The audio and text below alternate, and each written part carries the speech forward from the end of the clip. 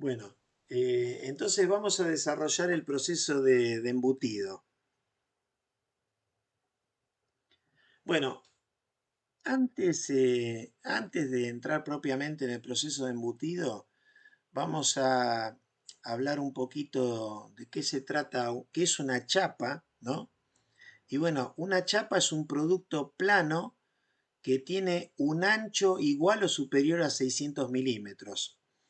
Las chapas se obtienen por medio de laminaciones y tratamientos térmicos sucesivos y se habla que las chapas son finas cuando tienen menos de 3 milímetros de espesor y generalmente de 3 milímetros para abajo se las lamina en frío y chapas gruesas cuando son de espesor mayor a 3 milímetros y estas chapas están laminadas en caliente, ¿no es cierto? Ahora las siderúrgicas, bueno, los fabricantes de planos también pueden entregarnos eh, el producto en forma de fleje, que bueno, es un producto plano laminado, en donde, bueno, tenemos un ancho menor y se lo suele suministrar en forma de bobina al usuario. Los productos que se hacen a partir de chapa, bueno, sabemos que se obtienen por deformación plástica del metal y esa deformación se hace mediante la combinación de las herramientas que nosotros denominamos matrices y esas matrices, bueno, siempre las vamos a trabajar en máquinas que en alguna medida son de tipo multipropósito, que son de tipo universal, como son las prensas, ¿no es cierto? Bueno, eh, podemos obtener por medio de los procesos de estampado de chapa piezas con formas complejas y con muy buenos acabados superficiales. Las piezas estampadas suelen presentar una relación entre lo que es la rigidez y el peso muy alta, como eh, normalmente los usuarios de estas piezas son la industria del automóvil, de los envases y de los electrodomésticos, evidentemente que todos estos sistemas de producción de piezas estampadas son de alta productividad, pudiendo producir hasta 1500 piezas por hora, ¿no es cierto?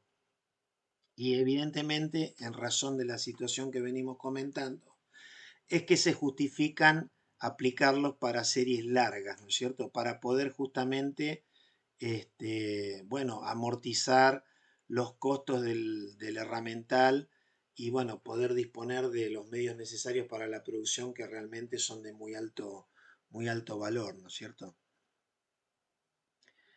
En cuanto a los materiales, posiblemente son los aceros al carbono los más utilizados, principalmente por, bueno, por una cuestión de ductilidad desde el punto de vista de una propiedad mecánica, pero también en relación de su costo. Eh, Principalmente o mayoritariamente se los utiliza en espesores de hasta 2,5 milímetros, aunque por supuesto que también hay piezas que se hacen en espesores mucho mayores, como pueden ser recipientes a presión, blindajes, etc. Chapas de aluminio se utilizan en la industria aeronáutica y en la del automóvil de alta gama, aunque no sé hasta qué grado ha prosperado eso. En algún momento se había hecho bastante famoso un vehículo eh, principalmente de aluminio fabricado por la firma Audi. En el caso de las chapas de acero inoxidable se utilizan en toda la industria alimenticia para realizar recipientes, cañerías, etcétera. Y bueno, y últimamente están muy de moda, perdón, los aceros de alto límite elástico que en alguna medida son una respuesta de las empresas siderúrgicas a la creciente utilización del aluminio.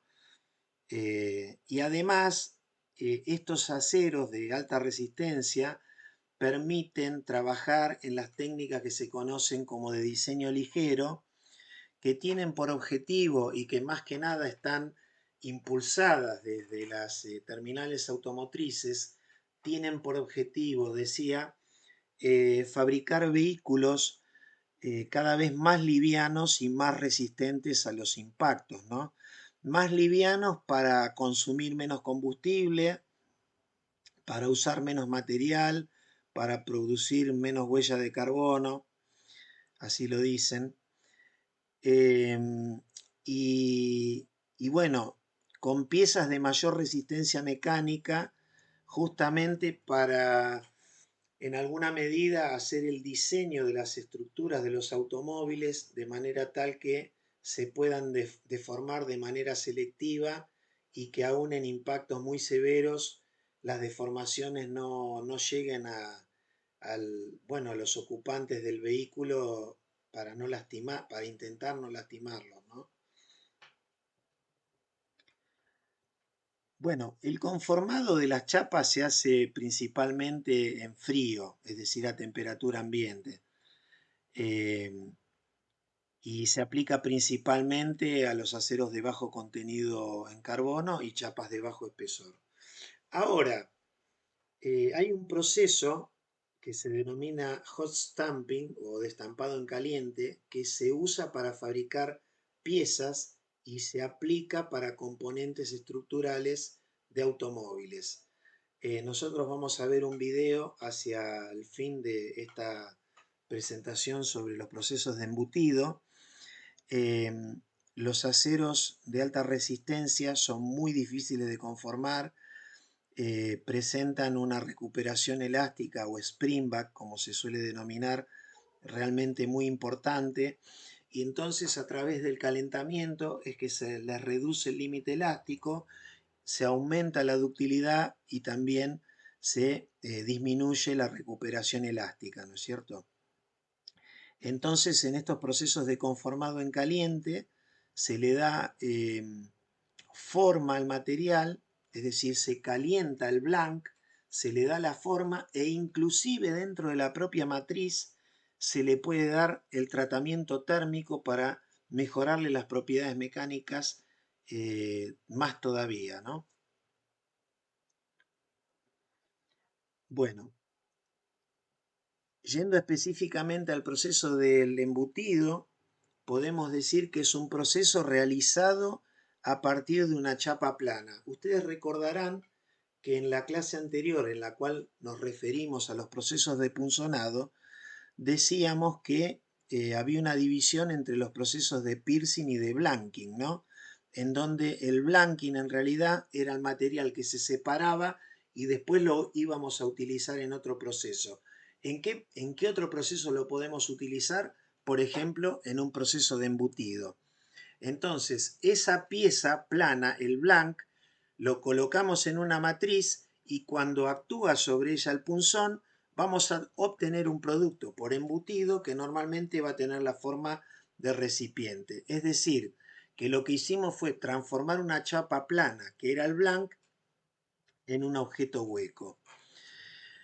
Bueno, una cosa que ya tenemos que ir comentando desde el principio, después lo vamos a ver con mayor detalle, que no en todos los casos el material de partida es un disco plano, sino que en ocasiones se pueden utilizar piezas precortadas. ¿Por qué digo un disco? Cuando digo un disco digo un redondo plano, ¿no? Pero a veces podemos tener piezas con una forma que no es la de un círculo, sino que es otra geometría, o a veces podemos hacer el embutido de una pieza hueca. Entonces ya se habla de proceso de reembutido, ¿no? Bueno, acá tenemos una secuencia muy sencilla del proceso en donde lo verde es la matriz, el azul es lo que se denomina el prensa chapa o el pisador, el gris oscuro es el punzón. En medio de ellos está ubicado el material a embutir y acá tenemos lo que sería el blanc, que en este caso es un disco, porque este disco lo queremos transformar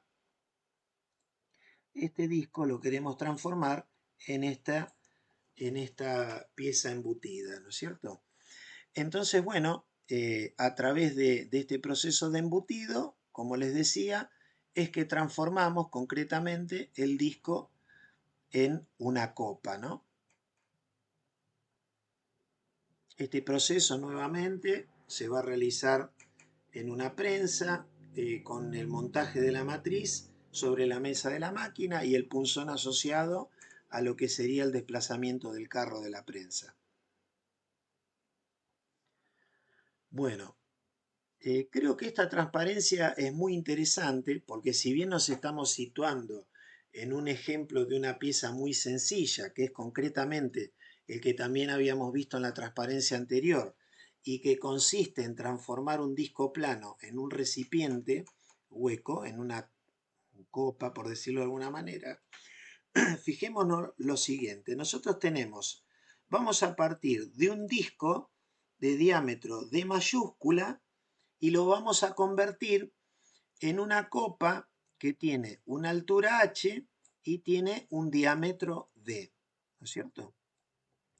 Entonces, en alguna medida, lo que se va a transformar en la copa en la superficie lateral es la corona que tenemos en la imagen inferior, esta de acá, es la corona que tenemos entre el diámetro exterior D y el diámetro de minúscula, ¿no es cierto?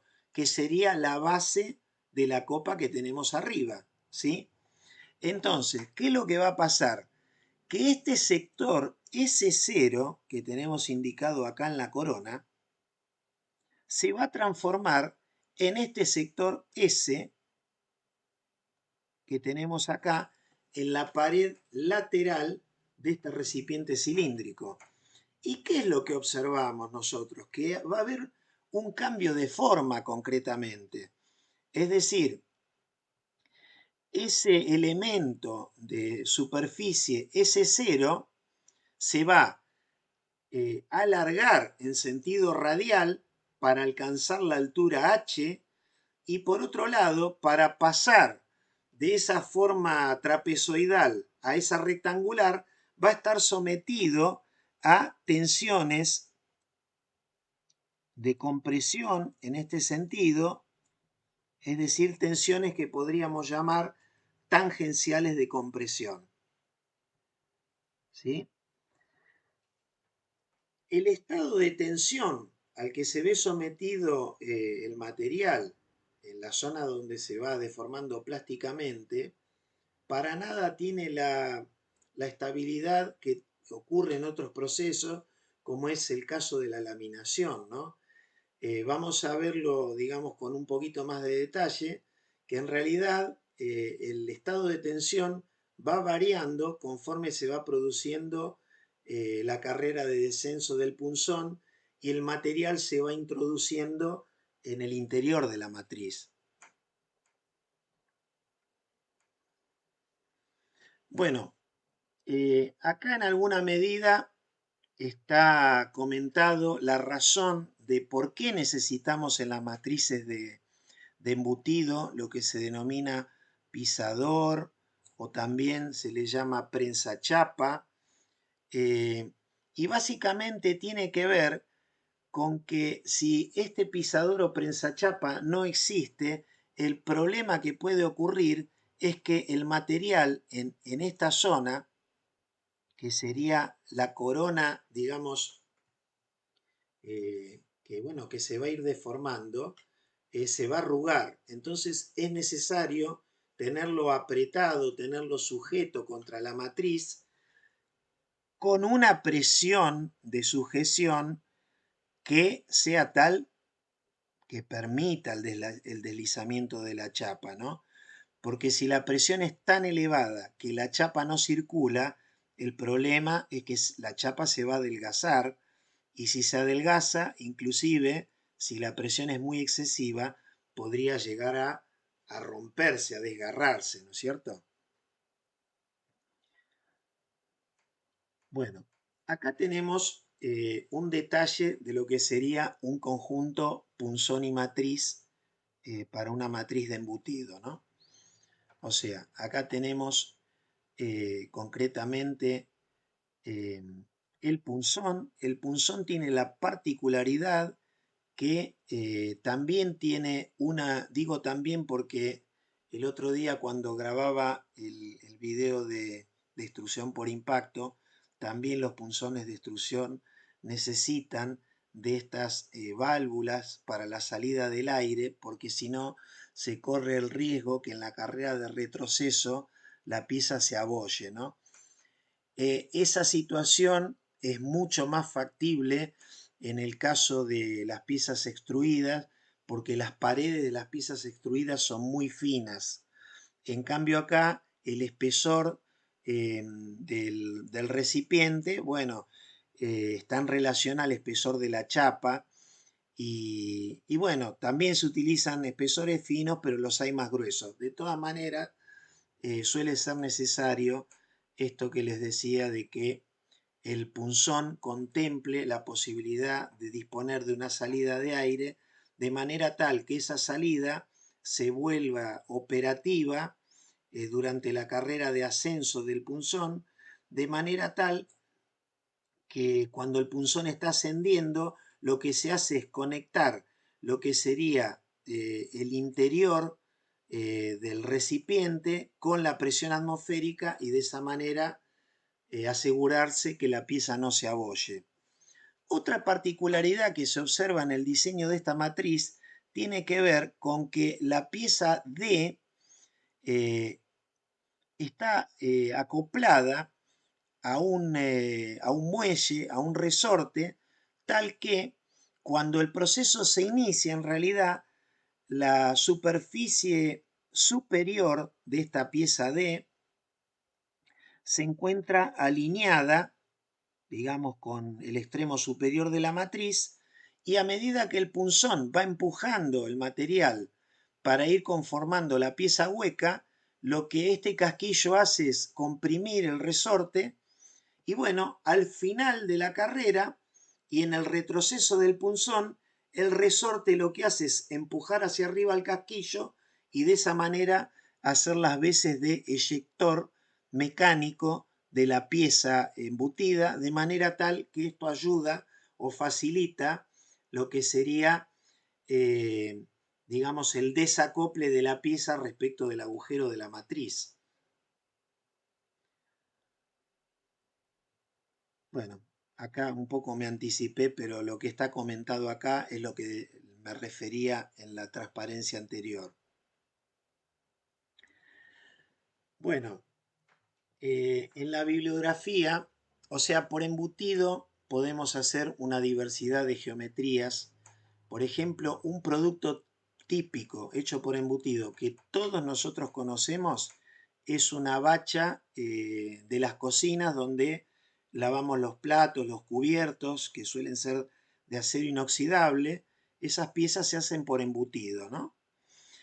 Pero bueno, ese es un caso bastante particular y bastante complejo en realidad. Para estudiar el proceso, para modelizarlo, para analizar sus variables, se suele trabajar con geometrías más sencillas y bueno, lo habitual es hacerlo por medio de una copa cilíndrica, como la que venimos comentando en todas las transparencias anteriores. Entonces, acá obsérvese lo siguiente. Nosotros tenemos un disco de partida que tiene un diámetro D, ¿no es cierto? Ese disco, bueno, va a tener un espesor. A ese disco lo vamos a situar, lo vamos a apoyar sobre la matriz y bueno, luego de la interacción entre el punzón, la chapa y la matriz vamos a generar la copa. Ahora, ¿qué sucede? El punzón tiene un radio de empalme porque si el radio fuese nulo, es decir, si esto fuese así, lo mismo que si la matriz fuese así, ¿de qué estaríamos hablando en vez de un embutido? Un punzonado. Muy bien, estaríamos hablando de un punzonado, correcto.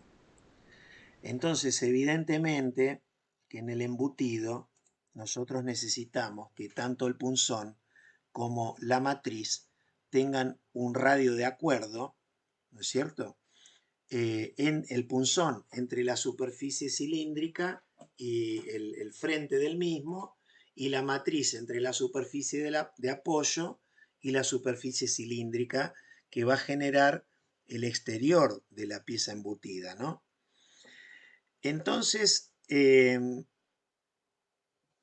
lo que nosotros podemos observar es que del contacto entre la chapa, el disco que nosotros queremos embutir, y la matriz nos van a surgir tres zonas. Esas zonas están identificadas como X, Y, por favor olvidémonos de la Y que estaba en relación a lo que era la posición de la fibra neutra en el doblado, ¿no? Esto no tiene absolutamente nada que ver. Y la zona Z, tres zonas concretamente, ¿no? En la zona X, que sería la zona anular externa del disco, concretamente lo que estamos observando en esa zona es la superficie, la corona de contacto que hay entre el disco y la matriz, ¿correcto? En la zona Y, que sería donde arranca en la superficie de la matriz el radio de la matriz y donde termina el radio del punzón sobre el frente del punzón, ahí no tenemos contacto, no hay contacto. O sea, la chapa es como que está en el aire, por decirlo de alguna manera. Y después tenemos la zona central hacia el eje de donde va a suceder todo el proceso, que estaría dada concretamente entre el frente del punzón y en el contacto con la chapa. ¿Está bien? Ahora vamos a ver para qué nos sirve pensar esto de esta manera. El tema es el siguiente, ¿no?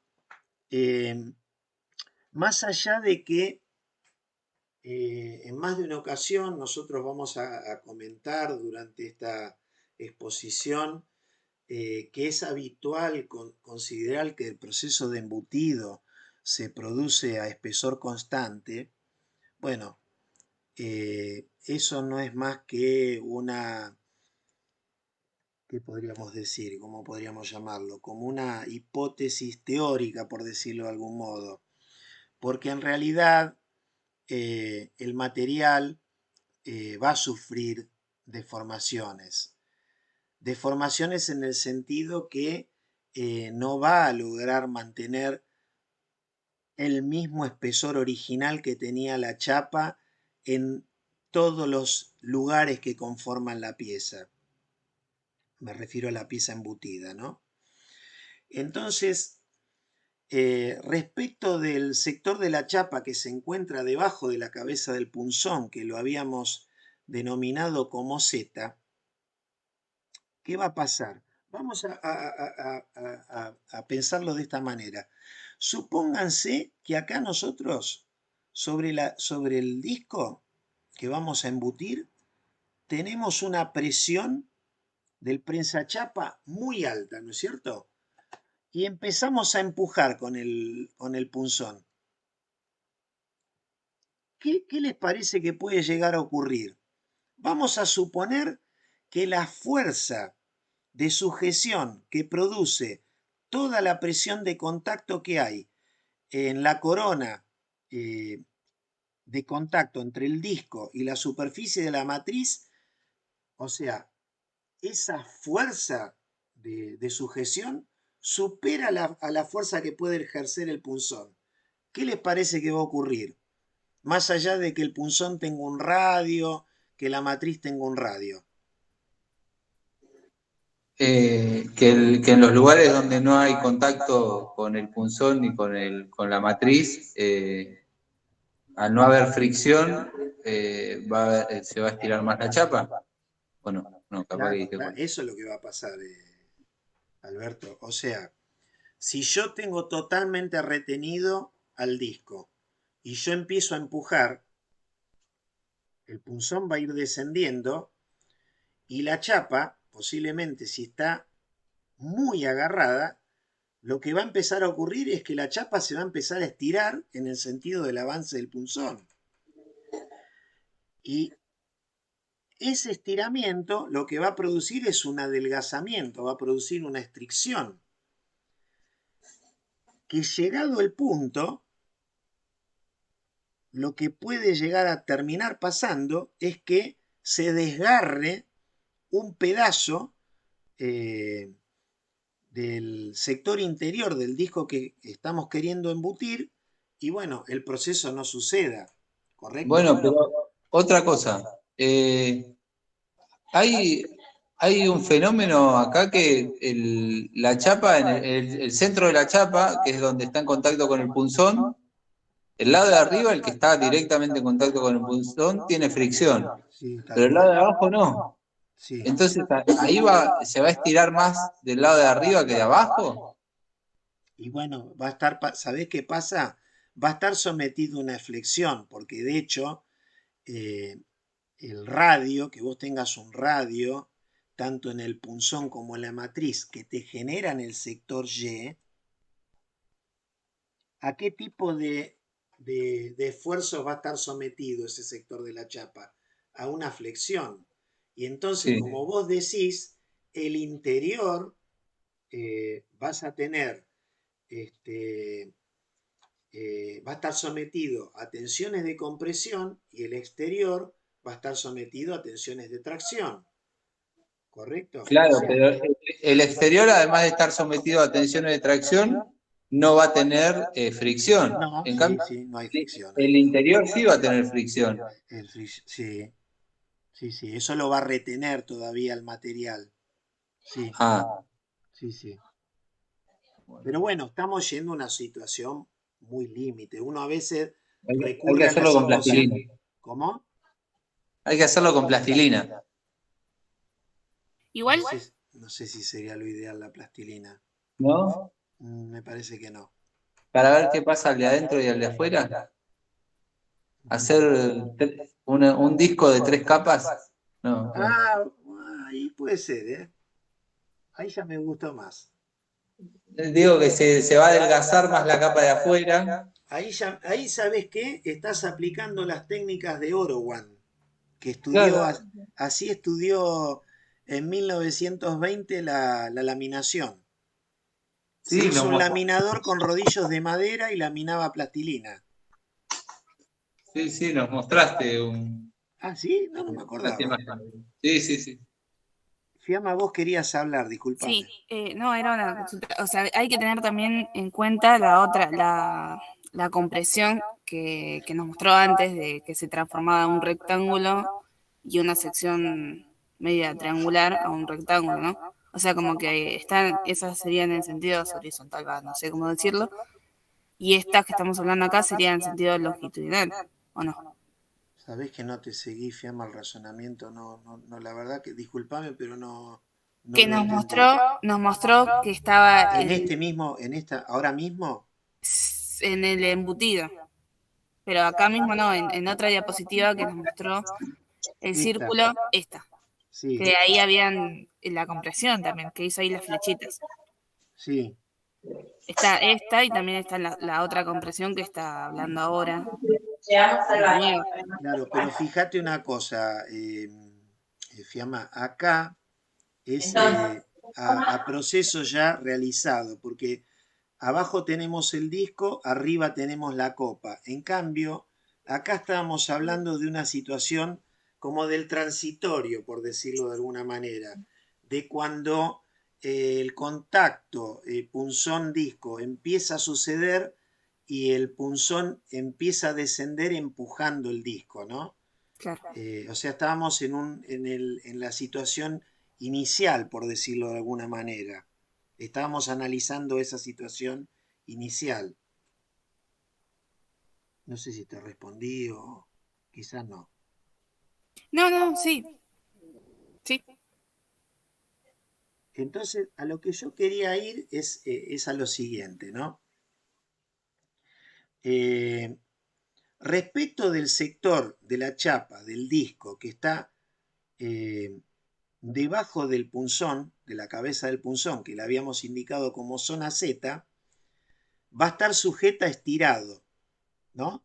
Salvo que la fricción sea, si la fricción es infinita, no se va a estirar, ¿no? Porque no va a permitir la fricción tan alta entre el punzón y el disco, no va a permitir que en ese sector el material se estire. ¿Está bien? Ahora, nunca va a ser infinita la fricción. Infinita sería que valga, no sé, eh, esto es todo en frío, así que tampoco es que puede ser muy alto.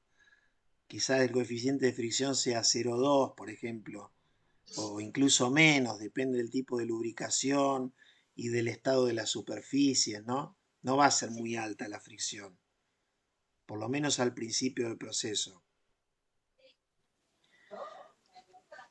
En la zona entre el diámetro del punzón y el radio de la matriz, que lo habíamos indicado como zona Y ya lo habíamos expuesto, que ese sector del material está sometido a una flexión plástica y estirado en tracción, ¿no?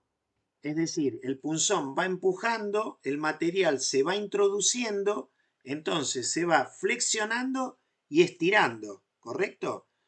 Como resultado de ese proceso, se va a generar una estricción en la zona B, que es la que está indicada acá abajo. Esto está muy exagerado, lógicamente, ¿no? En línea de puntos estaría lo que sería el material si no se deformara, si no redujera su espesor.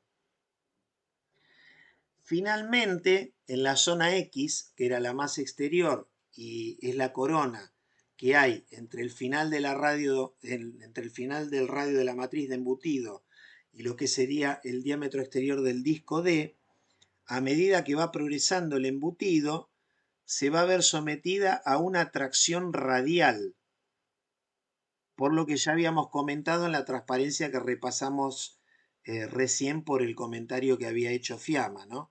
Entonces eso va a generar también un adelgazamiento y a eso se lo denomina estricción en A.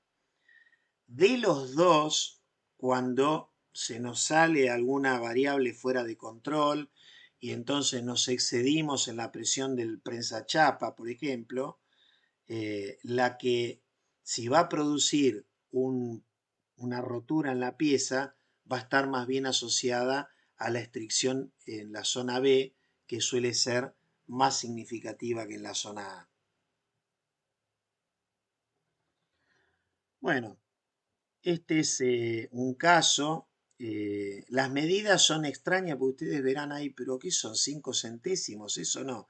Esto es, estaba en una bibliografía, en un libro norteamericano, y esas medidas son en pulgadas, ¿no es cierto? O sea, tenemos 10 milésimos de pulgada. Y bueno, acá lo que se ve es la variación de espesor de una copa embutida con un punzón semicilíndrico, ¿no? En donde se ve concretamente que, bueno, las zonas más adelgazadas, por llamarlas de alguna manera, están prácticamente próximas a lo que sería el frente del punzón.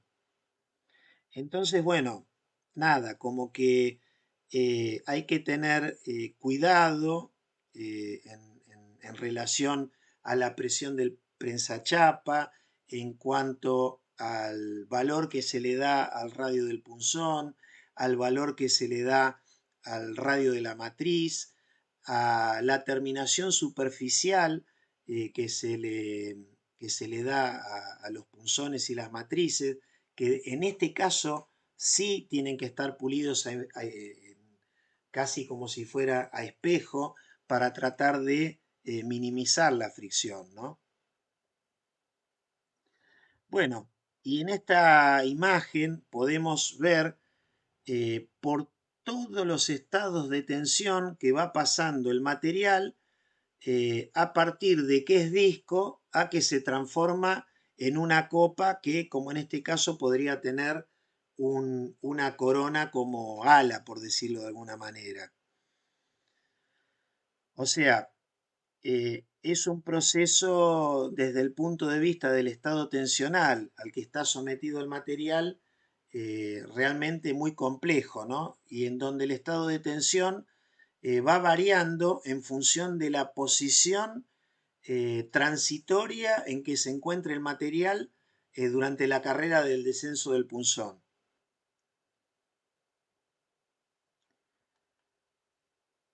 Bueno, volviendo a esa idea que yo les había comentado, algunas transparencias atrás, que les decía que para estudiar el proceso de embutido y que este estudio sea relativamente sencillo de desarrollar, es que se trabaja con piezas de tipo como si fueran copas, ¿no? Recipientes cilíndricos. Y concretamente hay un ensayo que se denomina SWIFT, en función del investigador que lo desarrolló, al cual se lo denomina ensayo SWIFT de acopado. En las imágenes que nosotros tenemos en esta transparencia, tanto en la de la izquierda como en la del centro, e inclusive en la de la derecha, podemos ver la progresividad del proceso. En alguna medida lo que estamos observando es una suerte de paso a paso de cómo va sucediendo la transformación geométrica y deformacional del material, como les decía, en la carrera de descenso del punzón, ¿no? Entonces, en este ensayo tenemos dos regiones importantes que son la del ala. El ala se refiere a lo que sería, bueno, si fuera, vieron que se parece un sombrero, ¿no? La pieza esta. Bueno, el ala sería, no sé con qué sinónimo referirme a ella, ¿no? Pero bueno, es una pieza con una geometría muy parecida a un sombrero. Y después tenemos la pared, que la pared tiene que poder soportar el material tiene que tener la capacidad de poder soportar lo que sería la transformación que va a sufrir el ala durante el proceso. Porque, ¿qué sucede? La superficie lateral se va conformando durante la carrera del descenso del punzón. A medida que el punzón va descendiendo, va aumentando la fuerza de fricción entre el material que se está conformando y lo que sería la cavidad de la matriz. Pero asimismo, ese material tiene que ser capaz de soportar las tensiones radiales que se generan por la presión del pisador. Entonces, bueno, estas cuestiones generan algunas restricciones en cuanto a la posibilidad de generar una pieza embutida en un solo paso. Y entonces se habla de la conformabilidad o de la embutibilidad a través de expresarla mediante una relación límite de embutido, de ahí que está escrito como RLE igual a M. Ahora vamos a ver cómo es la definición de esa relación límite de embutido, ¿no? Entonces, bueno, pensando con relación a este ensayo de Swift y de las variables que están involucradas en el proceso de embutido, decíamos que en primer lugar nos vamos a referir a la relación de embutido. La relación de embutido concretamente es la relación existente entre el diámetro del punzón y el disco de partida. Es decir, es una relación geométrica. en donde arriba tenemos el diámetro del punzón, abajo tenemos el diámetro del disco, ¿no es cierto? Y esta relación de embutido nos da una idea de la severidad de la operación. ¿Por qué nos habla de la severidad de la operación? Porque si yo tengo un disco de un diámetro D fijo, ¿no es cierto? Y yo lo quiero transformar en un recipiente de un diámetro D minúscula, cuanto menor sea ese D minúscula, la pieza me va a resultar más profunda, ¿no? Porque, bueno, va a haber una transformación de ese disco en un cilindro y ese cilindro va a tener una superficie equivalente que va a estar dada por un diámetro y por una altura. Entonces, a menor valor del diámetro, vamos a tener una mayor profundidad del recipiente. En alguna medida, ese es un factor limitante en los procesos de embutición. La relación, la profundidad del recipiente que yo quiera conformar. Cuanto Bueno, más profundo es más severo, profe. claro, cuanto más profundo es más severo, es más difícil, vamos a requerir mayores esfuerzos y bueno, se incrementan las posibilidades de que podamos provocar desgarramientos, ¿no es cierto?, de la pieza que queremos conformar. Daniel, esto es porque el diámetro del disco, o sea, se va a convertir todo en el recipiente, sin dejar nada de ala de sombrero. Claro, claro, sí, sí, sí, ahí estaba hablando, sí, sí, Todo estaba el ala de hablando, sombrero se convierta en pared del recipiente. claro, estaba hablando concretamente de un recipiente cilíndrico sin alas, ¿no es cierto? Sí, Ok, ahora entendí. está bien la Y aclaración. una cosa más. Eh, el, que capaz que ya lo dijiste y no lo escuché. Lo ideal es que el blank o blanking inicial tenga una superficie en tamaño de superficie igual a la superficie de la pieza embutida. Sí, así se calcula. Se habla de superficie, no de volumen, porque se teoriza que no hay cambio de espesor, ¿viste? Ah, perfecto, Si no, habría perfecto. que igualar volúmenes, ¿no? Sí. Sí, sí. Pero lo ideal es que es la misma superficie entre el blanking y el resultado final. Tal cual. Y en lo real no pasa eso, porque hay algunas Y tenés unas ligeras diferencias, sí, sí. adelgazamientos que generan estiramiento y te cambia un poquito la superficie. Claro, claro. Perfecto, perfecto. Ok, entendí. Gracias. Bueno, entonces que como consecuencia de lo que venimos comentando, existe una relación límite de embutido dado por este factor M que está tabulada para cada material. Ahora lo vamos a ver en una tabla.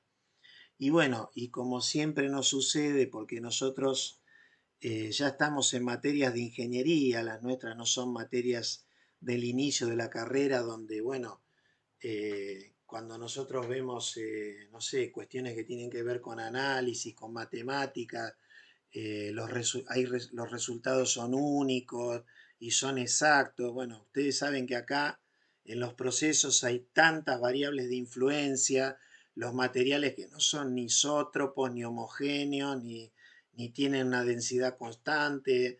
Bueno, todo eso hace que en realidad estos valores no los tomemos como absolutos, ¿no? Lo que va a pasar es que uno, bueno, va a diseñar un proceso con todas estas herramientas y muchas otras que vamos a ir comentando más adelante y vamos a obtener una buena aproximación, pero después vamos a tener que hacer ajustes. De eso, muy difícil que nos salvemos. Porque claro, decíamos, ¿cómo lo vamos a tomar absoluto si la lubricación y el espesor de la chapa nos pueden hacer variar los valores límites de esta relación, ¿no? Entonces, fíjense lo siguiente, ¿no? Acá tenemos la relación límite de embutido. Vamos a tomar, por ejemplo, en esta tabla, el primer material, que dice chapa para embutido, ¿no? Dice límite de embutido M 0,65. ¿Eso qué quiere decir? Quiere decir que yo en una operación, podría transformar un disco de 100 milímetros en un recipiente que tenga un diámetro de 65 y bueno, el valor de la altura lo tendré que calcular. ¿Se entiende? Yo no puedo hacer un recipiente que tenga un diámetro de, qué sé yo, 50. Con esa chapa no puedo. ¿Se entiende la idea? A Sí, medida que disminuye el valor de M, en alguna medida lo que me está queriendo decir es que voy a utilizar un diámetro de punzón más chico, porque es el D minúscula que está arriba. M, acuérdense que es D minúscula sobre D mayúscula. El D minúscula está arriba. Cuanto menor es M, o sea, más chico va a ser el diámetro del punzón y como resultado la copa va a ser más profunda. Para obtener una copa más profunda, posiblemente lo que voy a tener que hacer es saltar a un material que tenga una mayor capacidad de embutibilidad y entonces pasar de una chapa de embutido a una chapa de embutido profundo o a una chapa para carrocerías, en donde ahí sí podría ser un recipiente a partir de un disco de 100 milímetros, un recipiente que tenga 55 milímetros de diámetro en una operación. ¿Está bien? sí. Bueno, el reembutido se refiere porque en los procesos de embutido, creo que yo en algún momento lo mencioné, no es que uno siempre como material de partida o como blank, digamos material de partida, mejor porque blank lo asociamos más a un plano, como material de partida no vamos a usar siempre o un disco plano o una chapa plana con un perímetro de forma cortada, sino que a veces podemos utilizar un recipiente ya conformado en un paso anterior. Y entonces ahí vamos a hablar de un reembutido. Por eso hablamos de un límite de reembutido M1. ¿Está bien? Eso lo vamos a desarrollar un poquito más adelante. Bueno, esto es un poco lo que veníamos mencionando de la relación de embutido. Acá, disco, partimos de un disco, por embutido hacemos una copa y embutiendo la copa, es decir, a través de un proceso de un reembutido, ¿qué hacemos? Un recipiente que como evidentemente el proceso es a volumen constante, ¿qué va a pasar con ese recipiente? Como le queremos reducir el diámetro, se va a incrementar la altura. Ese es el proceso, ¿no? Entonces, la primer variable habíamos dicho que era, volvemos para atrás, era la relación de embutido M, ¿no es cierto? Segunda variable, vamos por la relación de embutido M1. Bueno, ya medio lo veníamos comentando. Si nosotros queremos generar la copa final, ¿no es cierto? El producto terminado, por decirlo de alguna manera. Si las dimensiones de la copa final que queremos hacer son tales que el disco de partida del cual nosotros vamos a iniciar nuestro proceso supera la relación límite de embutido, vamos a tener que realizar el proceso en 2 o más operaciones. Y bueno, evidentemente que yo partí del disco plano, hice un primer embutido, ya tengo una copa. Para la segunda operación lo que voy a tener que hacer es reembutir esa copa. ¿Correcto? Entonces ya no se habla más de embutido, sino que se habla de reembutido y se hace en forma como secuencial. Inclusive hay máquinas que, bueno, que trabajan con sistemas que son totalmente automatizados, en donde cada una de las piezas obtenidas en cada proceso, hay manipuladores que los van pasando de operación en operación hasta transformarlos del material inicial en la pieza terminada, ¿no?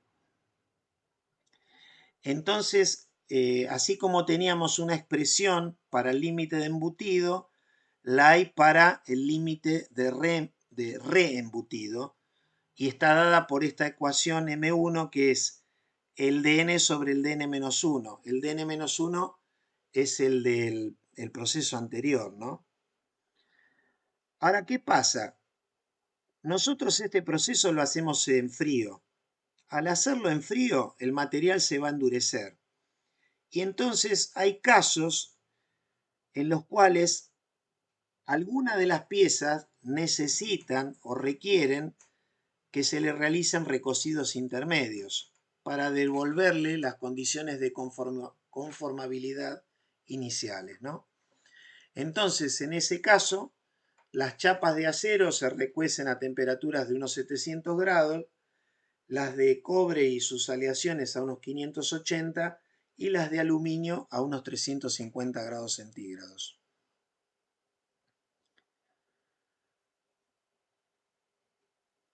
Tercer variable para analizar el proceso tiene que ver con la cantidad de operaciones que necesitamos para obtener una pieza por embutido. Entonces habíamos visto que en una sola operación ya nos quedó claro que podemos obtener piezas con pequeñas profundidades, ¿no es cierto? Podemos hacer a partir de un disco una pieza de pequeña profundidad haciendo una transformación, por ejemplo, de un disco de 100 milímetros en función de la chapa que usemos, si es de mayor o menor embutibilidad, a una primera copa que tenga 65, 60, 55 milímetros de diámetro. Y acá se empieza a hacer una separación entre lo que son piezas pequeñas de lo que son piezas más grandes, ¿no? En donde en las piezas pequeñas, y haciendo una referencia más específica sobre la profundidad de la pieza embutida, se dice que en las piezas pequeñas las profundidades de embutido pueden ser de la mitad del diámetro y en las piezas grandes de 1/3 del diámetro. Entonces, que para lograr mayores profundidades vamos a tener que realizar tantas operaciones como las que resultan de aplicar esta expresión. La expresión que tenemos en esta transparencia nos da la cantidad de operaciones a realizar para conformar una pieza. Entonces, ¿en qué nos vamos a fijar? En la relación altura-diámetro de la pieza terminada, o sea, H sobre D es la altura, el H es de la pieza terminada y el diámetro es el diámetro exterior de la pieza terminada. Y a esa relación la vamos a dividir por un factor épsilon que es de 1/2 para las piezas chicas y 1/3 para las piezas grandes. Entonces, acá tendríamos un proceso de embutido de piezas pequeñas en donde, bueno, partimos de un disco de diámetro D que no está indicado acá, que en un primer paso generamos un recipiente cilíndrico que tiene un diámetro D y una profundidad o una altura de H igual la mitad del diámetro. Después tomamos esa pieza, le hacemos un reembutido, acá no se nota en el gráfico porque D1 debería ser menor que D, en donde obtenemos un recipiente de diámetro D1 con una altura H1 igual a D1, y así sucesivamente. Acá tendríamos 4 operaciones, ¿no? En donde el recipiente final tiene una altura igual a 2 veces el diámetro del recipiente. Es decir, si tenemos un recipiente de 30 milímetros, tendría una altura de 60. Eso es lo que estaría expresando este gráfico, ¿no? Ahora, si las piezas son de mayor tamaño, ya los saltos en las alturas de los recipientes son de a 1/3.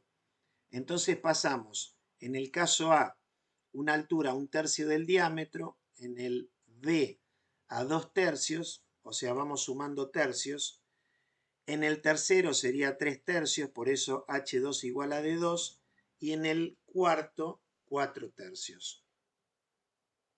Bueno, para tratar de comprender un poco esta cuestión, vamos a ver un ejemplo, y para eso nos vamos a plantear que queremos fabricar un recipiente cilíndrico chico de 20 milímetros de diámetro y 30 milímetros de altura, ¿no? Entonces, queremos calcular el número de operaciones y las dimensiones de la pieza para cada operación. Entonces, el número de operaciones, ¿se acuerdan? Era la relación entre la altura 30 dividido el diámetro de la copa, 20, ¿no es cierto? Y como es una pieza chica, el factor es 1/2. Al ser el factor 1/2, la cantidad de operaciones o de pasadas, como está expresado acá, sería igual a 3. Es decir, nosotros necesitamos 3 pasos para transformar el disco en nuestro recipiente cilíndrico de 20 milímetros de diámetro por 30 milímetros de altura. Ahora bien, ustedes me preguntarán, Daniel, ¿cómo hacemos para determinar el diámetro del disco para hacer esa pieza? Bueno, ahí lo que se hace es igualar la superficie, ¿se acuerdan que decíamos, no? Entonces, la superficie del disco sería pi por diámetro al cuadrado, el diámetro del disco, dividido 4. ¿Está bien? Esto es igual. Nosotros queremos hacer un recipiente cilíndrico de diámetro D minúscula y de altura H, ¿no es cierto? ¿Me escuchan? Sí, profe, se escucha. Sí, sí. Entonces, este recipiente, la superficie sería la superficie de la base, pi por d cuadrado sobre 4, más la superficie lateral, que sería pi por el diámetro es el perímetro, Por H. por h, ¿no es cierto? Entonces, el pi desaparece y multiplico todo por 4 y me queda d cuadrado, mayúscula, d mayúscula cuadrado, igual d minúscula cuadrado, igual, más 4d por h. Es esta fórmula que está acá. Lo único que acá despejaron el valor de d, por eso esto pasó como raíz. Entonces, si yo tengo mi pieza que es de 30 de alto por 20 de diámetro, necesito partir de un disco de 53 milímetros. ¿Está bien?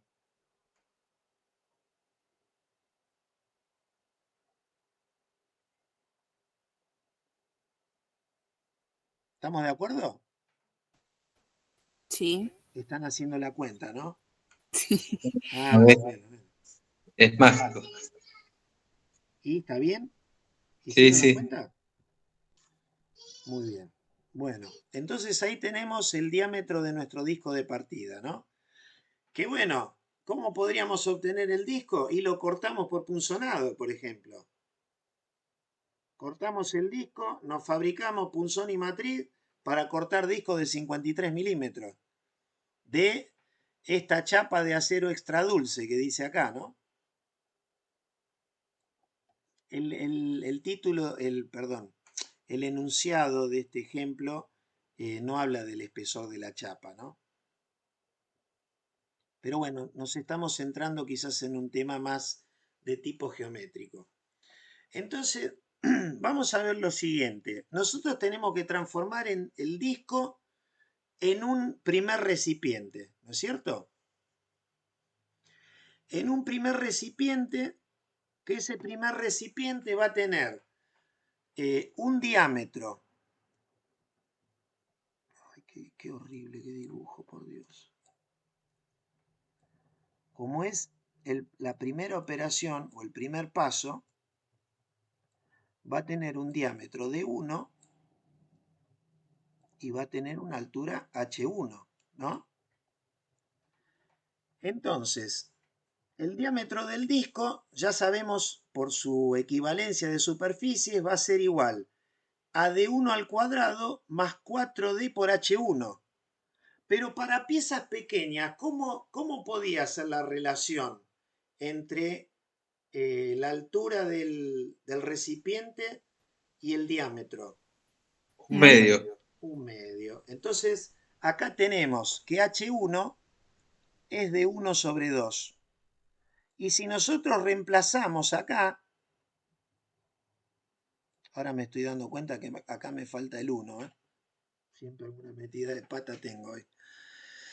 Si yo meto el de 1 sobre 2 ahí, reemplazando el H1, me queda D mayúscula igual a 1,73 por D1. Entonces, si yo divido D, que era 53, por 1,73, ¿cuánto me da eso? O sea, si de acá yo despejo D1, me queda D sobre 1,73, ¿no es cierto? ¿Cuánto me da D1? 30,63. Bueno, yo lo redondeé ahí al décimo siempre, ¿no? 30,6. Y entonces el H1 va a ser la mitad de D1. Claro. Me va a dar 15,3. Ahí tengo la geometría del primer recipiente, que es el resultado de la primera operación de embutido. La segunda ya va a ser un reembutido, porque voy a tener que tomar ese recipiente y aplicarle una nueva operación de embutido. Si hacemos, si operamos de manera similar a como lo hicimos en el proceso 1, llegaríamos a que la relación entre el diámetro del disco y el diámetro D2 de nuestro segundo recipiente, ahora el factor ya no es más 1,73, sino que pasa a ser 2,23. Y bueno, ¿se acuerdan que como la progresión de altura iba de un medio en un medio, ahora H1, perdón, H2 y D2 son iguales? Entonces acá me queda un recipiente de 23,8, tanto de diámetro como de altura. Y en el tercer paso, el factor, haciendo la misma, operando de la misma manera que en el primer paso, nos queda de 2,64, con lo cual llegamos a las dimensiones del recipiente requerido, que son 20 milímetros de diámetro y 30 milímetros de altura. ¿Está bien? Sí. Alberto,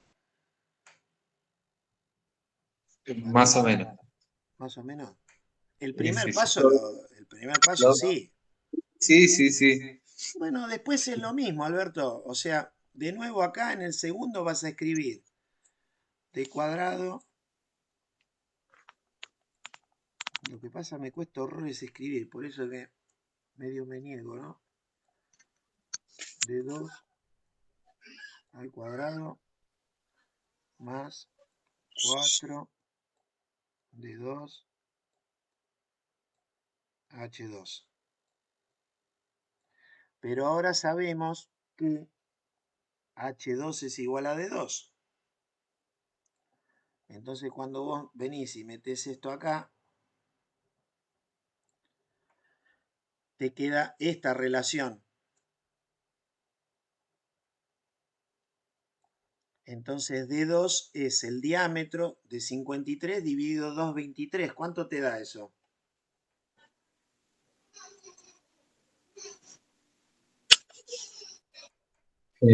No sé. No logro seguirlo. No sé por qué queda 53 dividido 2,23.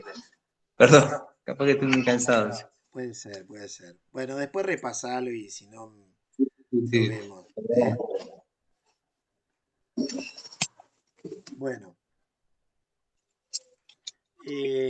Vamos a hacer ahora un análisis en relación al radio del punzón y al radio de la matriz, RP y R sub E, respectivamente. Respecto del radio de embutido, que es el radio de la matriz, bueno, podemos decir que la fuerza que va a ejercer el punzón y el límite de embutido, en alguna medida, se van a ver influenciados por su valor, ¿no es cierto? Y estas situaciones siempre las podemos analizar si nosotros nos planteamos como casos extremos o situaciones extremas. Por ejemplo, si el radio de la matriz se hace nulo, bueno, ya lo habíamos hablado antes, la matriz concretamente se transforma en una matriz de corte. Y lo que va a pasar en realidad es que el punzón lo que va a hacer es cortar el fondo, ¿no? Sí, no sé si es una ventaja. Lo podemos ver que es una ventaja en la medida que usemos un radio no nulo, pero chico. ¿Qué tenemos de bueno con un radio pequeño? No cero, ¿no? Con un radio pequeño es que la chapa se encuentra guiada, por decirlo de alguna manera, ¿no? Si nos vamos a la situación extrema, a ver si lo vemos acá. Acá tenemos, Guiada, dijo. discúlpame, Fiamma. Guiada, el profe dijo. Guiada. Guiada, guiada, sí, sí. Claro, yo lo que decía es esto, Fiamma, mirá. Bueno, acá, discúlpeme que los dibujos no están como deberían ser, porque, bueno, no sé, esto se me pasó a mí. Me los hace mi hija, pero bueno, me doy cuenta que no los revisé como debiera. Porque, ¿qué pasa? Perdón, el juego que hay, debería haber acá, tendría que ser aproximadamente el espesor de la chapa, ¿no es cierto? ¿Sí? Tiene que ser el espesor de la chapa. Entonces, ¿qué Claro. pasa? Si vos tenés radio cero, es como que la chapa está muy bien guiada, aunque lógicamente la chapa esa se va a romper, ese disco no se va a poder conformar. Si nos vamos a la otra situación extrema, sería darle a la matriz un radio cuyo valor sea el diámetro del disco menos el diámetro de la boca de la matriz dividido 2. Entonces, bueno, acá tenemos un radio muy prominente. Fíjense que, bueno, como está hecho el dibujo inclusive, es como que la chapa no tiene dónde apoyarlo, ¿ven, no? Sí, ni siquiera funciona el pisador ahí. Claro, acá no funciona el pisador, acá no tenemos ninguna guía, no tenemos nada. Son dos situaciones límites. Por eso, acá abajo nos dice que, bueno, evidentemente, el radio de la matriz tiene esos dos límites inferior y superior. Ahora, hay que encontrar límites lógicos que ayuden a la embutibilidad con la posibilidad de menores cargas, de tener un buen guiado del material, etcétera, ¿no?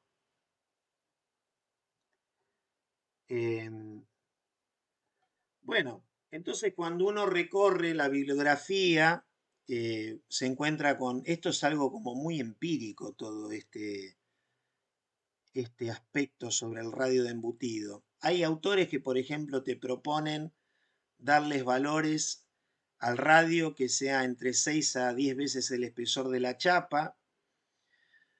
Después hay una solución dada por un ingeniero alemán, Kaczmarek, que Kaczmarek dice que para determinar el radio de la matriz, en el caso de un acero de embutición profundo, hay que hacer el cálculo con esta fórmula, en donde intervienen el diámetro del disco, el diámetro, digamos, de la matriz y el espesor de la chapa, o para embutir aluminio, y acá hay una raíz, ¿no?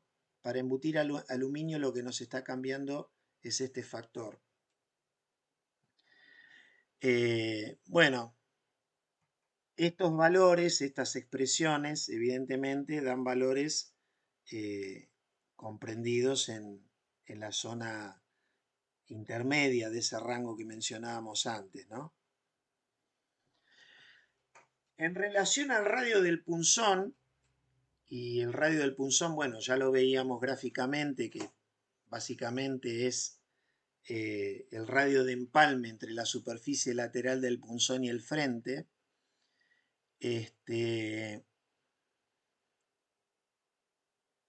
Tiene una importancia fundamental el radio porque está afectando a la estricción B, y bueno, en función de cómo resulte esa estricción, y esa estricción va a ser función de este radio, podemos provocar la rotura de la pieza.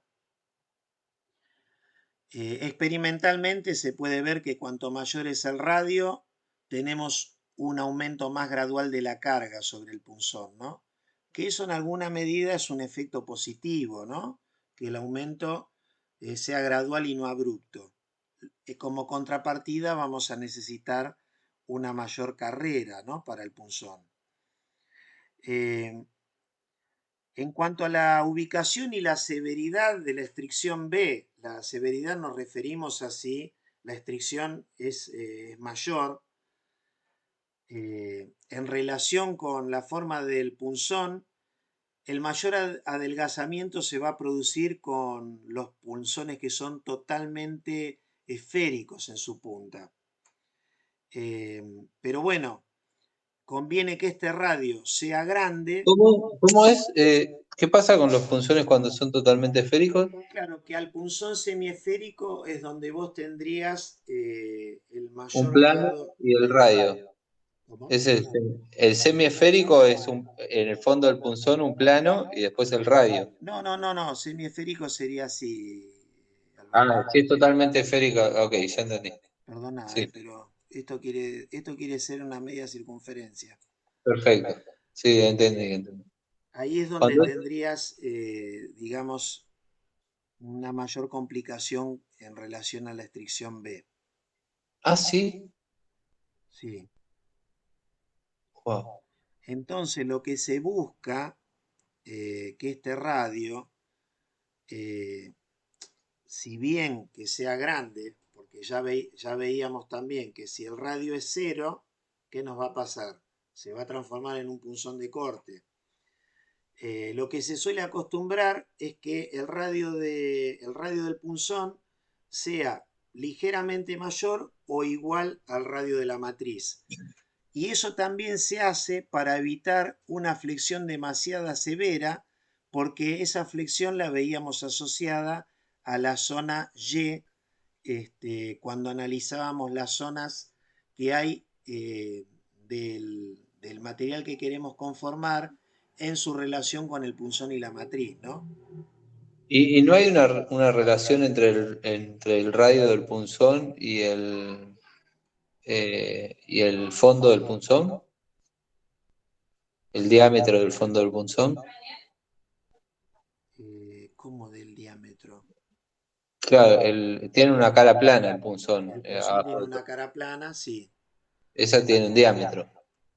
¿No hay una tiene un relación diámetro. entre ese diámetro y el radio del punzón? No, no, no está dado así la relación, porque el diámetro del No. punzón en realidad está asociado al diámetro de la matriz y el espesor de la copa que vos querés generar, ¿no es cierto? Claro.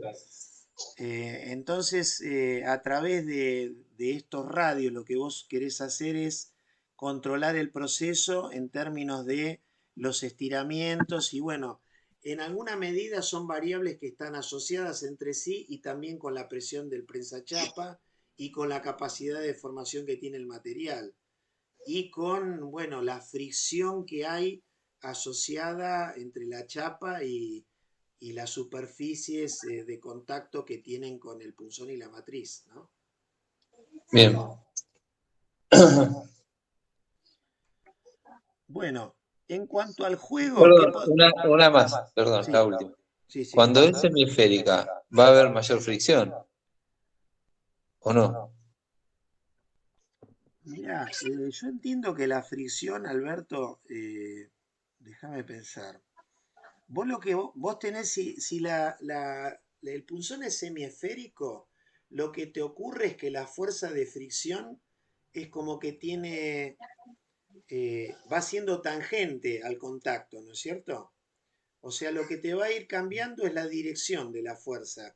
Ahora, la magnitud del coeficiente de fricción en realidad depende del estado superficial de las superficies en contacto y del lubricante que vos utilices, ¿no? Así que yo no sé hasta qué punto diría que va a aumentar la fricción. Lo que va a modificarse es estas cuestiones de los estiramientos del material, ¿no? Y eso es lo que va a terminar afectando la estrición. Claro, sí. Lo que todavía no logré entender es cuál es la relación entre la forma del punzón y Y y ojo, qué- posiblemente yo también tendría que profundizar un poco la comprensión de... capaz que es muy complejo y hay gente estudiándolo todavía. No sé, no sé, no sé. Bueno, son, por ejemplo, cosas que se podrían analizar por simulación computacional, ¿viste? Si, yo la verdad que porque bueno, la simulación en ese sentido te ayuda muchísimo a la comprensión de los fenómenos, ¿no? Porque uno a veces trata de, esto si vos no lo leíste, si no lo hiciste o si no lo leíste en un paper, muy difícil que vos conozcas al detalle lo que está pasando ahí, ¿no?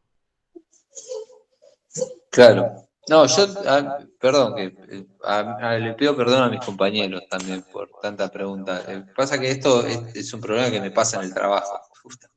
Es exactamente este problema. Es la estricción de la zona B por un punzón semiesférico. No Nada te puedo más. creer. Es serio, sí, sí. Deformando circonio. O sea, circalón. Y pasa eso, y hay un montón de chapas que salen rechazadas por esta estricción. Mirá. Pero bueno. Escúchame, y eso se, bueno, vos no vas a continuar ahí, pero si vos tenés la geometría del ensayo que se hace, nosotros lo podríamos simular, Germán lo podría simular, y si vos tenés datos experimentales, podríamos ver de juntar esa información, Sí, ¿no? sí, sí, yo voy a seguir en contacto con esta gente. La verdad que es muy interesante.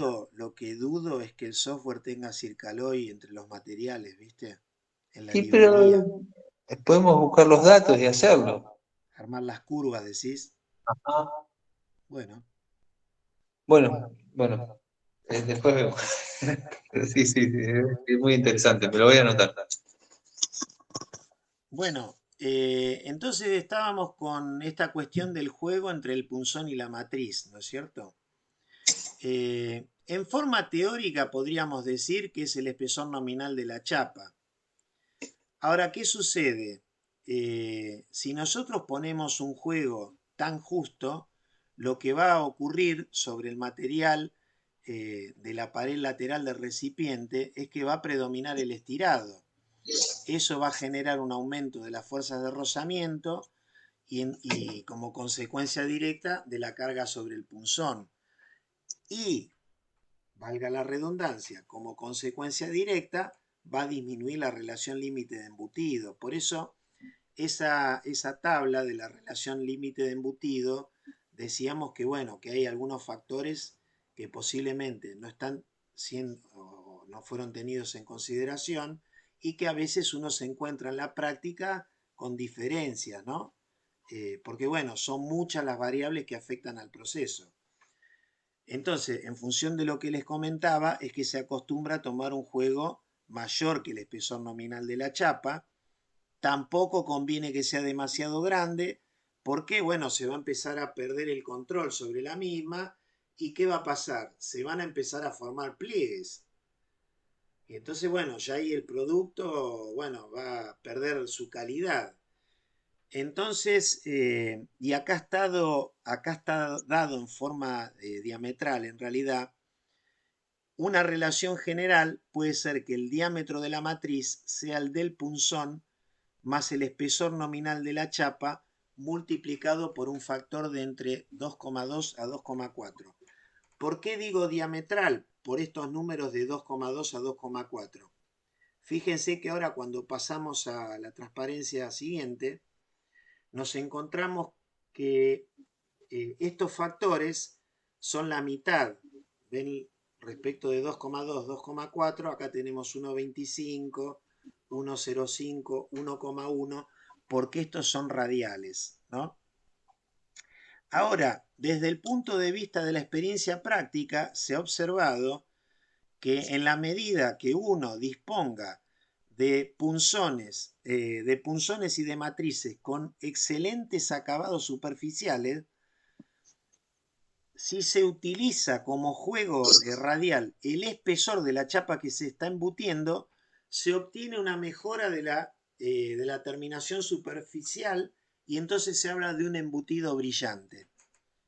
Por eso, para el embutido brillante, lo recomendado es trabajar con el espesor nominal de la chapa para el juego, ¿no? Bueno, respecto de la lubricación juega un papel importante en el proceso de embutido, porque bueno, sabemos que los lubricantes disminuyen el rozamiento entre la chapa y la matriz, van retrasando o disminuyendo la velocidad de desgaste de las aristas y bueno, evidentemente que también se reducen las solicitaciones sobre bueno, todo el conjunto, ¿no?, que está produciendo el conformado. Que la elección de los lubricantes se hace en función del material a embutir y según sea el grado de dificultad del proceso que nosotros queremos realizar, y que para realizar la selección del lubricante más conveniente, más apropiada, desde el punto de vista experimental, se lo busca de manera tal que produzca el mínimo estiramiento, ¿no es cierto? Si el estiramiento es mínimo y el estiramiento estaría dado en relación del adelgazamiento que ocurre sobre las paredes del producto, quiere decir como que el material está deslizando, está fluyendo mejor.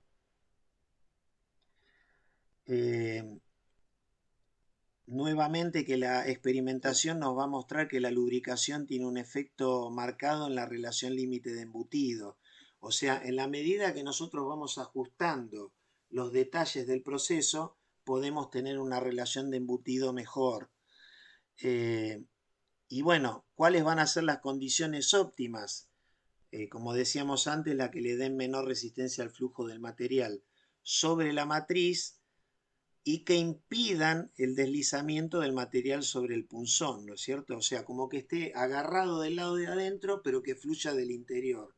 Por eso, las condiciones teóricas indicarían que habría que mojar con el lubricante la superficie, solo la superficie de la chapa que está en contacto con la matriz. Pero bueno, eso del punto de vista industrial es muy difícil de hacer, ¿no es cierto? Entonces a veces se recurre a aumentarle la rugosidad al punzón para tenerlo retenido al material. Profe, antes que Sí, habló del acabado brillante, brillante. que era el punzón y la matriz, que tenían que estar con muy poca rugosidad, básicamente, ¿no? Sí. Y el que agarra la chapa, que no me acuerdo cómo se llama ahora también, Prensa chapa. el prensa chapa. ¿También o no? Porque la Eh, chapa no se va a ir moviendo abajo de eso, digamos, o sea, se va a ir saliendo del prensa chapa a medida que se va. y en realidad, mira, Fiamma, la verdad que es buenísima la pregunta. Vos el prensachapa lo ponés porque necesitas retener el, El material. el material, ¿no es cierto? Entonces la retención vos la lográs a través de combinar una presión, pero también con una rugosidad de la superficie en contacto. Esa superficie, después del proceso de conformado, va a ir a parar al interior del recipiente, ¿no es cierto? Sí, Y evidentemente que por más que durante el proceso, bueno, no sé si tendería a mejorar, porque tendería a mejorar más que nada como por compresión, porque no hay deslizamiento en realidad del material contra el punzón, sino que habría una compresión a través de utilizar un juego tan reducido, con lo cual posiblemente o seguramente la terminación interior te va a quedar de menor calidad que el exterior. ¿Qué te quiero decir en resumen? Que la superficie de contacto que tiene el prensa chapa, vos no la vas a hacer con la calidad superficial que tienen el punzón y la matriz. claro. ¿Correcto? Sí, Bueno, a ver por dónde andábamos. Bueno, esto es muy interesante porque esto, digamos, lo vamos a aplicar en el trabajo de laboratorio que les comentaba hoy al principio de la clase que vamos a hacer, ¿no?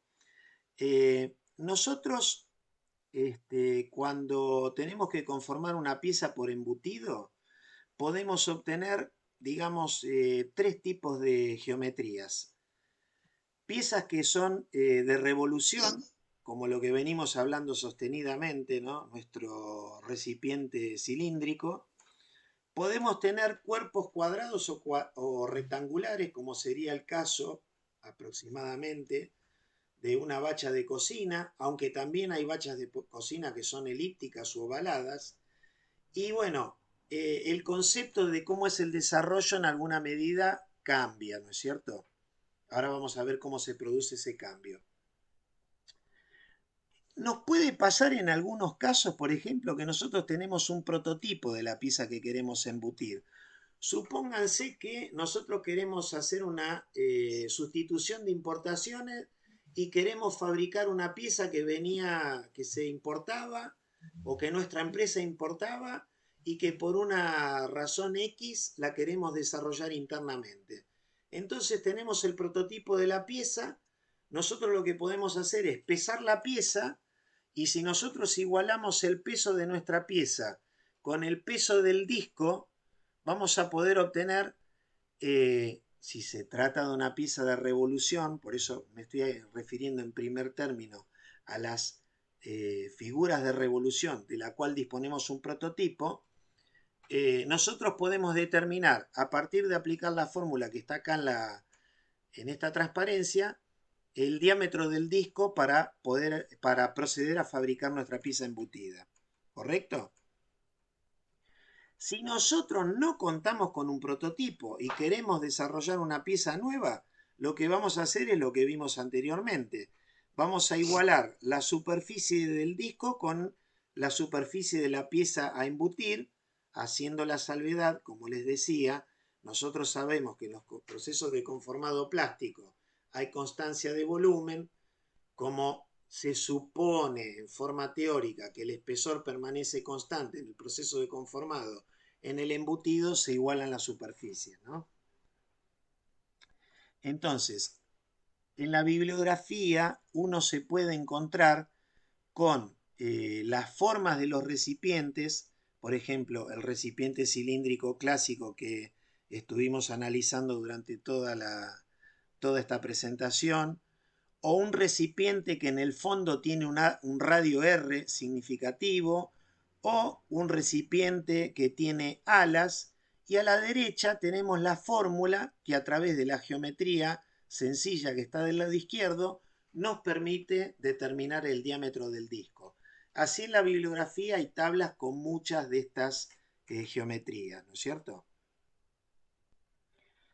Ahora, cuando nosotros tenemos que hacer queremos embutir una pieza que no es de revolución, el tema ya es mucho más complejo. Vamos a tener que proceder, digamos, por método de prueba y error. Es decir, vamos a cortar, por ejemplo, vamos a cortar bueno, si tenemos un programa de elementos finitos, lo podemos hacer simulado todo, ¿no? Si no, lo tenemos que hacer en forma práctica. Entonces vamos a cortar un blank, vamos a embutir y bueno, y nos vamos a fijar.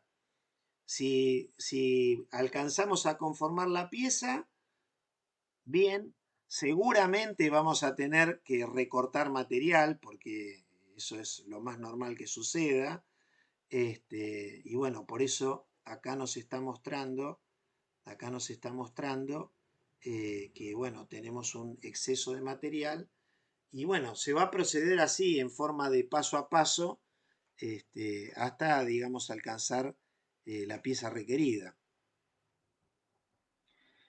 Muchas veces, digamos, los desarrolladores de estas piezas se ayudan un poco para ver el comportamiento del material, un poco para ver posibles desalineamientos entre punzones y matrices, un poco para ver también qué es lo que está pasando con el lubricante, de probar con piezas o con discos grillados y en alguna medida cómo resulte la deformación de la grilla nos va a hablar un poco de la deformación durante el proceso de conformado plástico y nos va a dar una información adicional de cómo está sucediendo el mismo. Uy, ya son las 10. ¿Cuánto más podríamos continuar?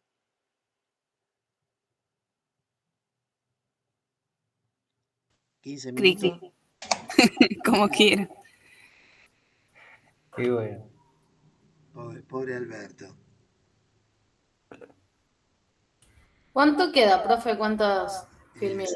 ¿Sabés qué? A ver, no sé.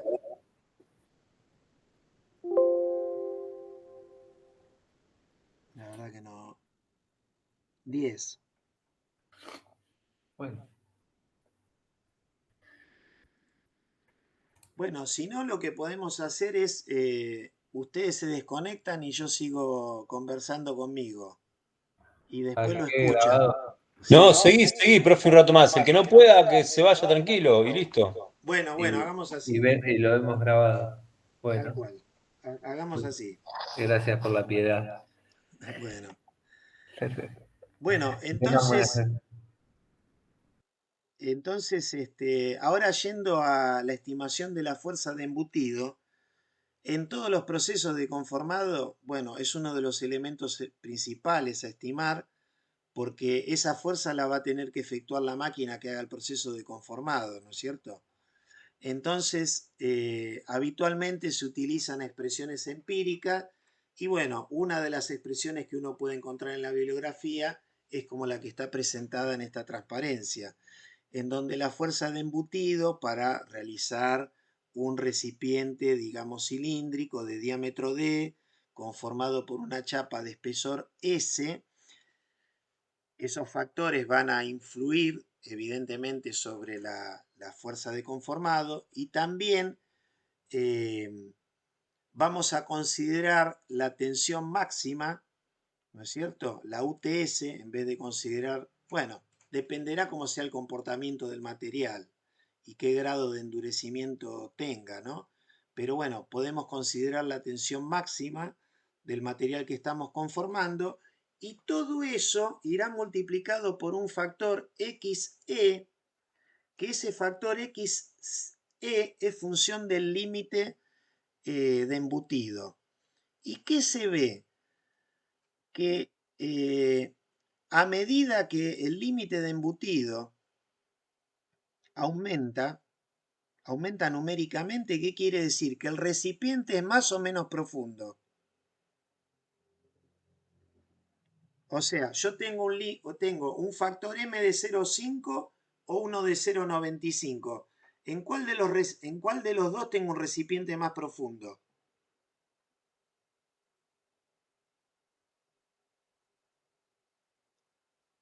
¿Me entiende la pregunta? Y, ¿cómo era?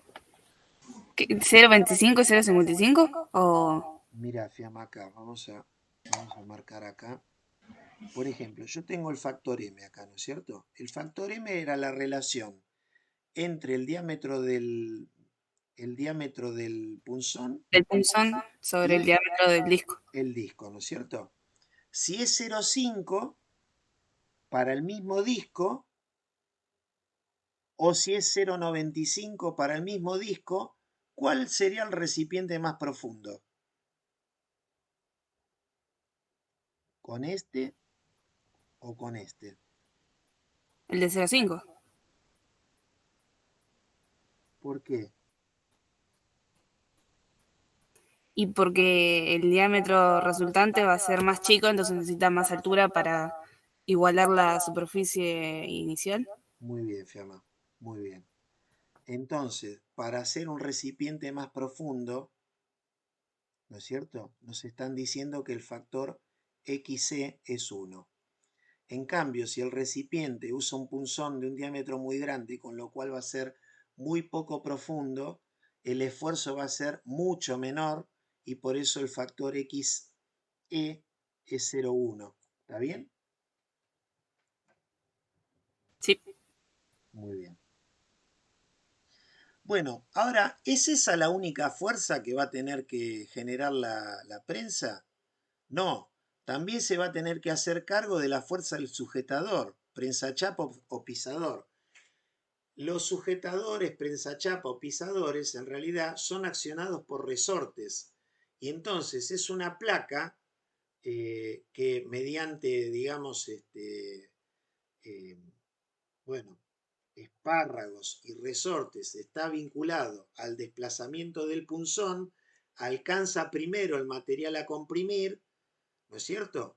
Lo empieza a comprimir, el punzón empieza a bajar y bueno, evidentemente la prensa se tiene que hacer cargo de esa fuerza. Normalmente los pisadores se diseñan de manera tal que la fuerza del sujetador sea un 30% de la fuerza de embutido, con lo cual la fuerza mínima que tendrá que desarrollar nuestra prensa será la fuerza de embutido más 0,3 la fuerza de embutido, es decir, 1,3 veces la fuerza que estimemos para realizar el embutido, ¿correcto? Otra forma de mirarlo es hacer una estimación de esta fuerza considerando el contacto y una presión que está dada en la tabla que está abajo en kilos por centímetro cuadrado en función de los distintos materiales, ¿no? A medida que el material tiene menores propiedades mecánicas, por una cuestión de que no se desgarre, bueno, esa presión se disminuye. Bueno, ahora nos vamos a referir a los defectos de las piezas embutidas y vamos a comentar los que se presentan más comúnmente. Tenemos casos en los cuales el fondo del recipiente se rompe al principio del embutido. Seguramente esto se debe a que tenemos una presión del sujetador muy elevada, ¿no es cierto? Entonces tenemos que disminuir. Si fuera a través de resortes, tenemos que poner resortes que tengan una constante más chica. Otro caso podría ser que la pieza se rompe cuando el punzón se halla en la mitad de su carrera. Bueno, eso puede significar que la reducción sea demasiado severa, es decir, nos excedimos en la reducción. Entonces lo que podemos usar para solucionar de alguna manera el proceso es utilizar un material de mejor calidad en términos de la embutibilidad, Mejorar las condiciones de lubricación, eso se haría sin grandes modificaciones.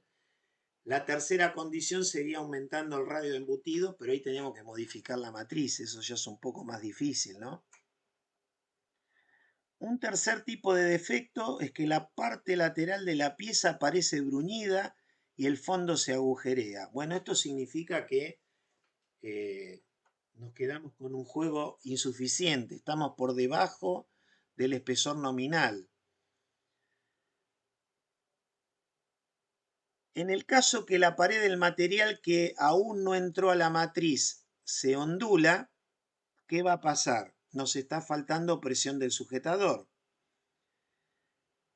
Ahora, si estas paredes aparecen onduladas en el recipiente, se puede deber a una combinación de poca presión del sujetador o un radio de embutido demasiado grande, ¿no es cierto?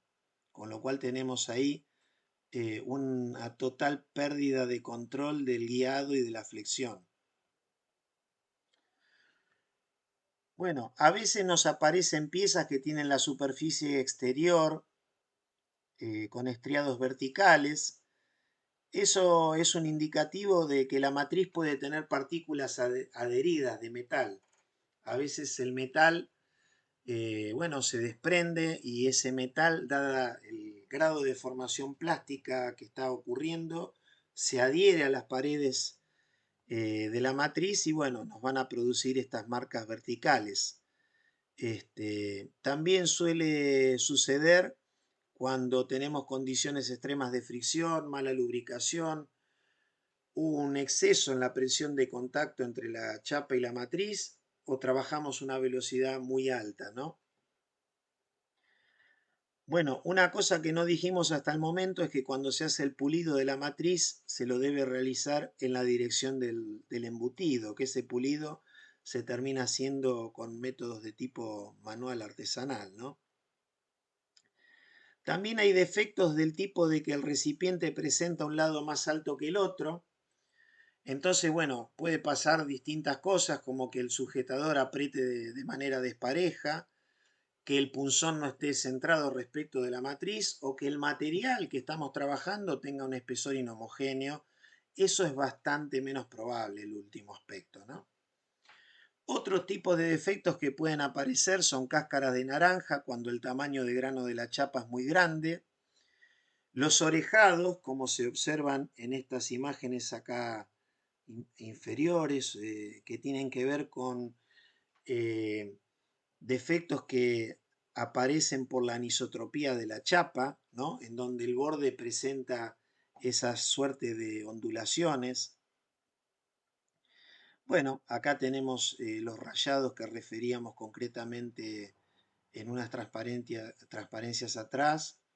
Tenemos distintos tipos de defectos, como pueden ser arrugas, como pueden ser roturas.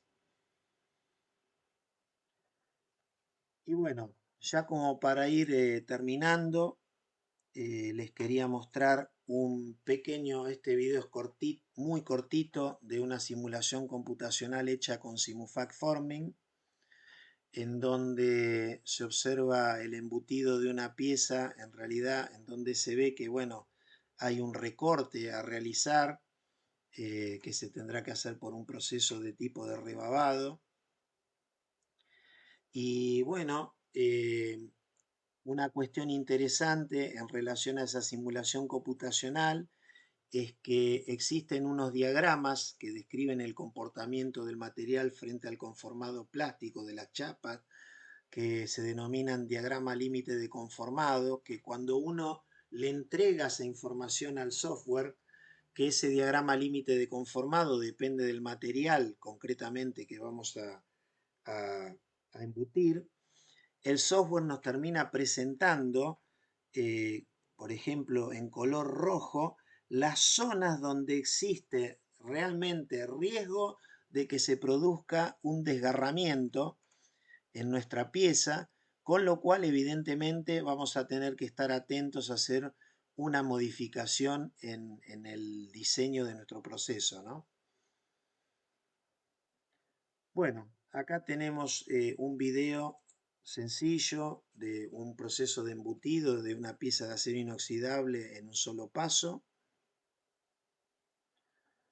Tiene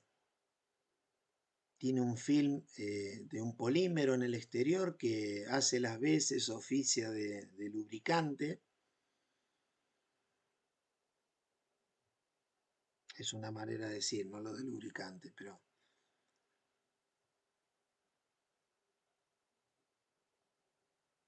Bueno, ese es un recipiente de gran diámetro y poca profundidad, ¿no es cierto? La máquina no se ve, pero pareciera ser una prensa hidráulica. Bueno, y acá en este proceso, si mal no recuerdo, creo que le hacían, claro, le cortaban un orificio en el fondo a esa tapa que habían armado, que era para una estructura de aceros una estructura de escaleras de acero inoxidable. Bueno, y por último tenemos acá un video sobre el proceso de hot stamping que es utilizado por la industria automotriz.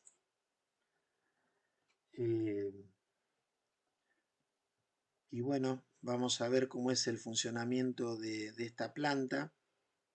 Acá tenemos la prensa que va a ser el proceso totalmente automatizada con alimentadores robóticos. Y bueno, acá nos muestran una simulación del impacto de un crash test de un vehículo. Y por eso, bueno, como los vehículos hoy día tienen piezas de ingeniería en relación a las carrocerías porque están fabricadas en distintos espesores, distintos aceros. Acá estamos viendo un proceso de conformado en frío, de estampado en frío.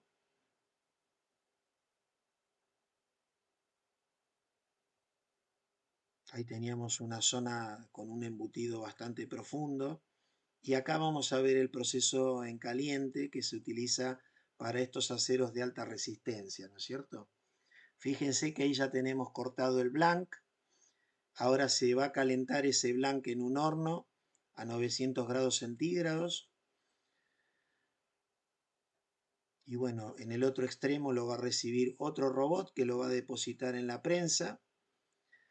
Y en la prensa se le va a realizar el conformado plástico y por otro lado, por circulación de agua, en el interior de la matriz se le va a dar el tratamiento térmico, de manera tal que se le va a mejorar las propiedades mecánicas a esa pieza.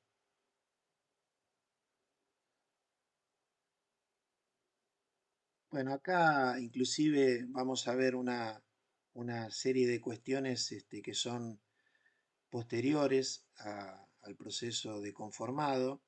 Bueno, nos muestran un poquito el laboratorio que tienen, ¿no?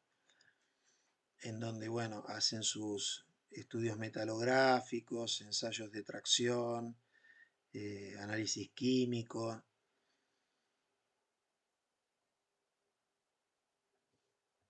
La verdad que no lo quise cortar el video porque, bueno, esto en realidad quizás no aporta, pero, bueno, mediciones de dureza también. Pero hay otras cuestiones interesantes también. Fíjense que ahora a la máquina le van a hacer algunos de... perdón, a la máquina, a la pieza estampada en caliente y ya tratada, en un láser le van a hacer, le van a cortar algunos detalles que lógicamente que con el proceso de estampado no fueron hechos. Fíjense cómo el operario está totalmente separado de la acción del láser por razones de seguridad.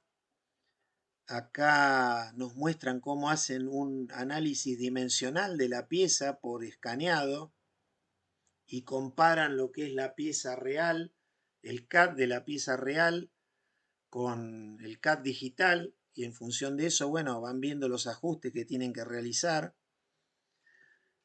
Y bueno, esta era la última transparencia de la presentación.